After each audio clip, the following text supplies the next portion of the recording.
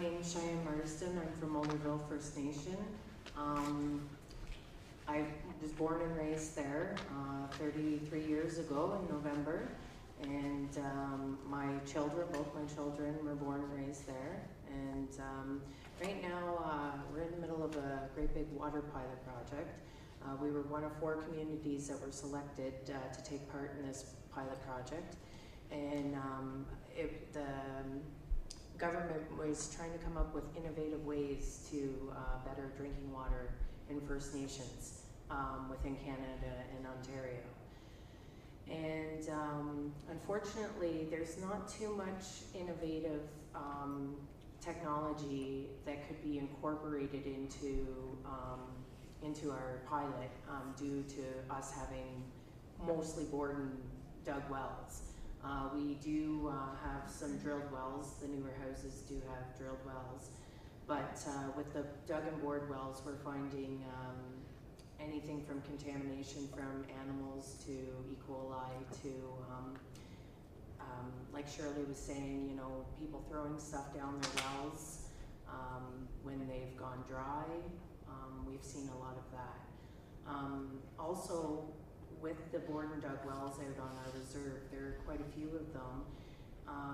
When the houses switched over from Borden dug wells and drilled a new well, they just typically left the boarded or dug well where it was.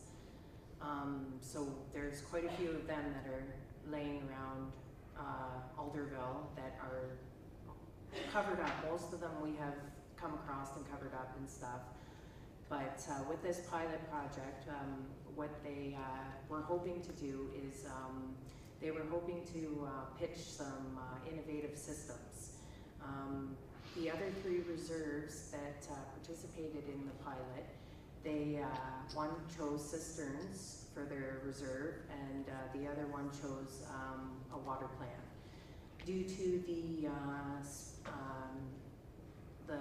area that we're in, we are so spaced out that a plant was just not feasible. That would have meant that possibly maybe not even a quarter of our reserve would have been supplied by this plant, which would have left the other 75% with whatever drinking water they had.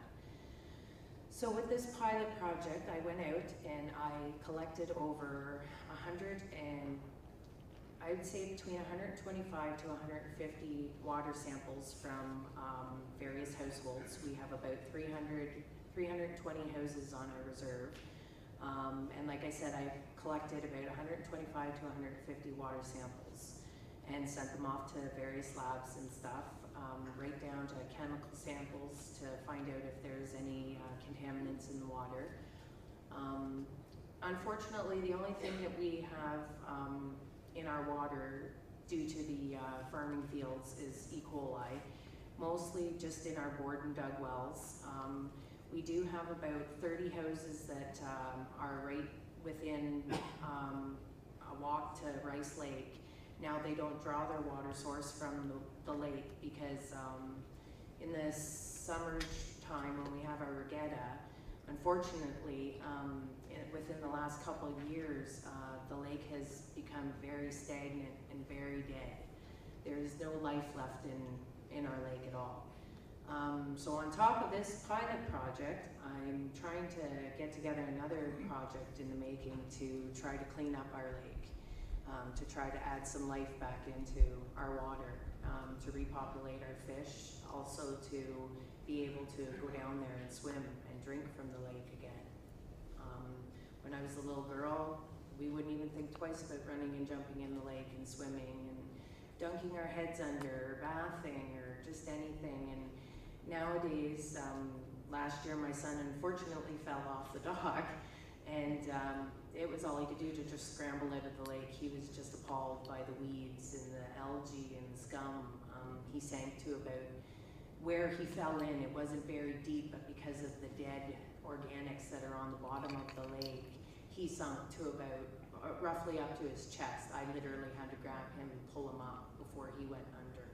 And like I said, that's typically not what we're used to. We're used to, you know, it being the sand and stuff. And So unfortunately, it has gotten worse over the years.